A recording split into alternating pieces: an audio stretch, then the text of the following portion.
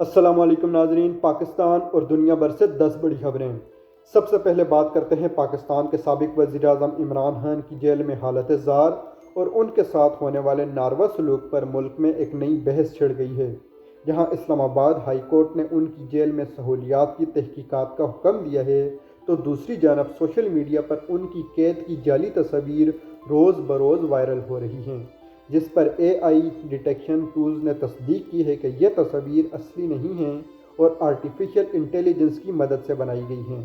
جبکہ ناظرین، انصاف لا ریفارمز نے پشاور ہائی کورٹ کے باہر ان کی تنہائی کی قید اور بیگم بشرا بی بی سے ملاقات نہ کرانے کے خلاف شدید احتجاج کیا ہے اور مطالبہ کیا ہے کہ عمران خان کو طبی سہولیات فراہم کی جائیں، اور اس معاملے پر قانونی اور سیاسی دباؤ ناظرین حکومت کے اوپر بڑھتا جا رہا ہے، جس کے بعد کل عدالت میں مزید سماعتوں کی توقع ہے۔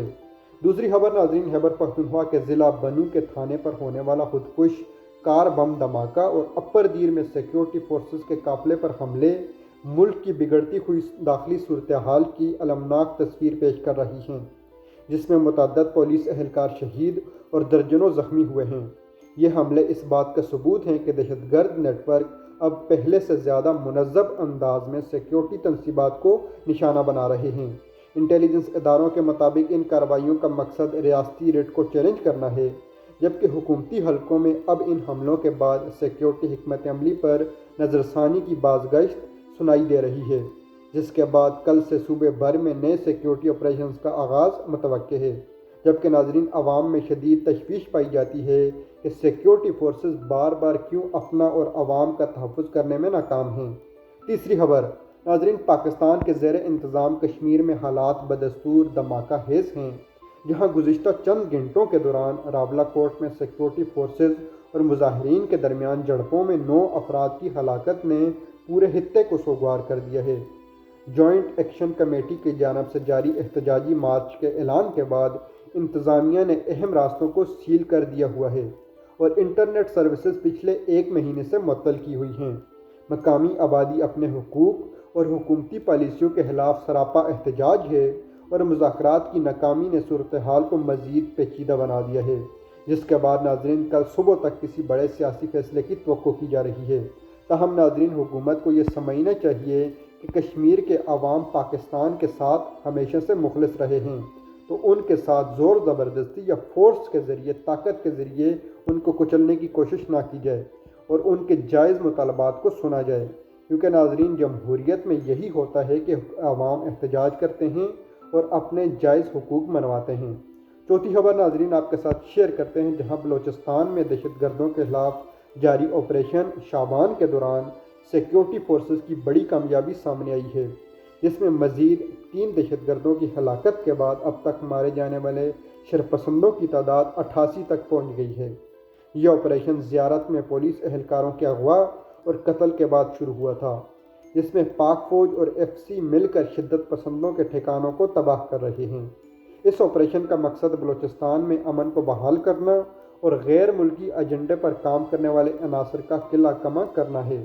جس کے بعد ناظرین سیکیورٹی صورتحال میں بہتری کے آثار نظر آ رہے ہیں۔ تاہم یہ کہنا قبل از وقت ہوگا کہ آیا یہ اثرات دیرپا ہوں گے یا وقتی ہیں۔ اس کے بعد ناظرین آپ کے ساتھ خبر شیئر کرتے ہیں، پاکستان کی معیشت میں استحکام کے لیے وفاقی وزیر خزانہ محمد اورنگزیب نے NFC ایوارڈ اور صوبوں کو وفاقی فنڈز کی تقسیم کے فارمولے پر نظر ثانی کا عندیہ دیا ہے۔ ان کا کہنا ہے کہ آبادی کی بنیاد پر تقسیم کا موجودہ نظام اب ناقابل عمل ہو چکا ہے اور اسے ملکی معاشی حقیقتوں سے ہم آہنگ کرنے کی ضرورت ہے۔ اس بیان کے بعد ناظرین وفاق اور صوبوں کے درمیان مالیاتی تعلقات پر ایک نئی بحث اور کھینچا تانی چھڑ گئی ہے، جس کا مقصد بجٹ خسارے کو کم کرنا اور معاشی خود مختاری کو یقینی بنانا ہے، جس پر ناظرین کل اہم معاشی حلقوں کی جانب سے رد عمل متوقع ہے۔ اگلی خبر ناظرین آپ کے ساتھ شیئر کرتے ہیں، جہاں شنگھائی تعاون تنظیم کے سیکریٹری جنرل کا دورہ پاکستان اور نائب وزیر اعظم اسحاق ڈار کے ساتھ ہونے والی ملاقات علاقائی سطح پر پاکستان کی بڑھتی ہوئی سفارتی اہمیت کو ظاہر کرتی ہے، جس میں پاکستان کی آئندہ سال تنظیم کی چیئرمینشپ اور خطے میں معاشی رابطوں کو مضبوط بنانے پر اتفاق کیا گیا ہے۔ یہ ملاقات اس بات کا اشارہ ہے ناظرین کہ پاکستان وسطی ایشیا یعنی سینٹرل ایشیا کے ساتھ تجارت کے نئے دور میں داخل ہو رہا ہے۔ جس سے نہ صرف برآمدات میں اضافہ ہوگا بلکہ پاکستان کو ایک نئی اقتصادی پہچان بھی ملے گی، جس کے اثرات ناظرین اسٹاک مارکیٹ میں دیکھنے میں آ سکتے ہیں۔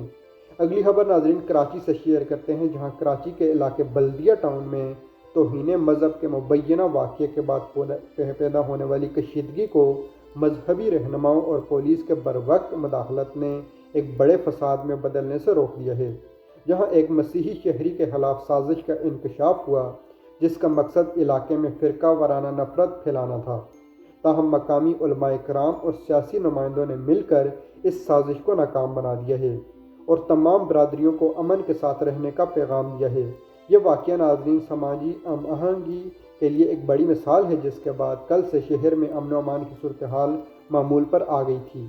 اگلی خبر ناظرین آپ کے ساتھ شیئر کرتے ہیں، جہاں پاکستان اور ازبکستان کے درمیان دو طرفہ تجارت کو فروغ دینے کے لیے اقتصادی روڈ میپ کی تیاری کا کام شروع کر دیا ہے،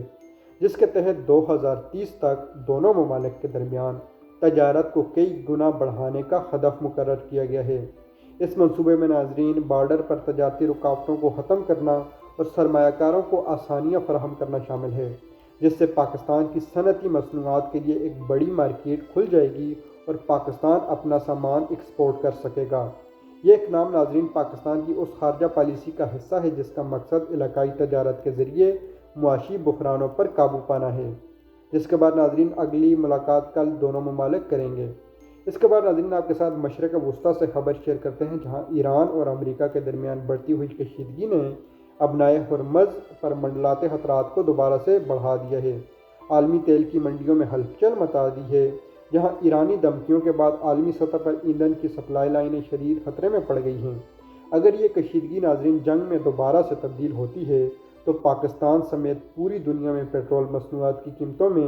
ہوش ربا اضافہ دیکھنے میں مل سکتا ہے، جو کہ پہلے سے مہنگائی کے مارے عوام کے لیے ایک نیا امتحان ثابت ہوگا۔ ناظرین کل عالمی منڈیوں میں تیل کی نئے نرخوں کے بعد اسٹاک مارکیٹ میں ہلچل دیکھنے کو مل سکتی ہے۔ اس کے بعد ناظرین عالمی سطح پر مصنوعی ذہانت یعنی AI کے غیر محدود استعمال اور اس سے انسانیت کو لاحق خطرات پر گوگل ڈیپ مائنڈ کے سربراہ نے دنیا کو خبردار کر دیا ہے اور ایک عالمی واچ ڈاگ کے قیام کا مطالبہ کیا ہے، جس کا کام AI ٹیکنالوجی کی نگرانی یعنی آرٹیفیشل انٹیلیجنس کی ٹیکنالوجی کی نگرانی اور اسے اخلاقی دائرے میں رکھنا ہے،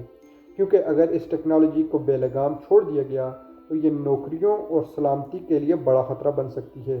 یہ بیان ایک ایسے وقت میں آیا ہے ناظرین جب دنیا AI کی دوڑ میں مصروف ہے،